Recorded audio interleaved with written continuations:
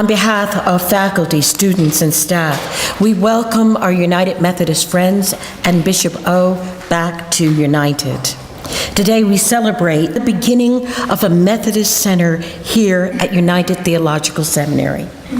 We are also celebrating our strengthened denominational ties and the gifts of the Spirit through the preaching and worship of Bishop Ough. It is good to worship with you this morning. Bishop Bruce Robert Ough. Bishop Ough has a strong heart for mission. And you will hear this most undoubtedly in his preaching this morning. He has a heart for people who are left behind. He has a heart for people who have not yet heard the good news of the gospel. He has a heart for people who yearn to know that they are loved by God. He has invested his heart and his life that we might know a strong United Methodist Church. He is committed to create vital churches for the 21st century and has led our conference to be focused on 3 gospel imperatives. They are to grow in love of God and neighbor, to reach new people, and to heal a broken world.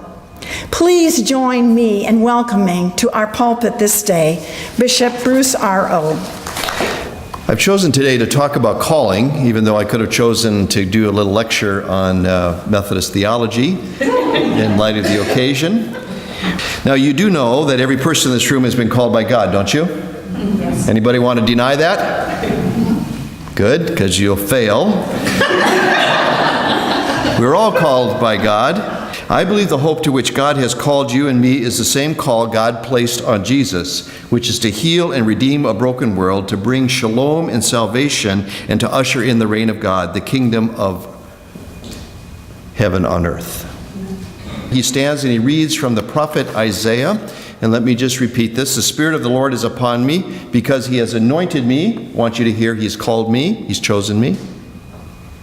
To bring good news to the poor, he has sent me to proclaim release to the captives and recovering of sight to the blind, to let the oppressed go free, and to proclaim the year of the Lord's favor. Friends, this is the hope to which God has called you. It's not just enough to know that you've been called. You need to understand the hope to which God has called you. And that hope is a world that looks like the kingdom in heaven, a world in which the poor are fed, the naked clothed, the oppressed set free, the blind gain sight, the stranger and immigrant invited to come out of the shadows, a world in which all people matter, all black people matter, racism is defeated. Amen. The year of the Lord's favor. Yes.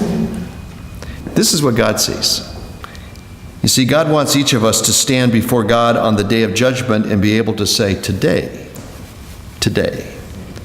the gospel, this kingdom reality that Jesus came to make very clear to us, has been fulfilled. We can affirm that today, right now, the kingdom on earth is one step closer to becoming every person's everyday reality.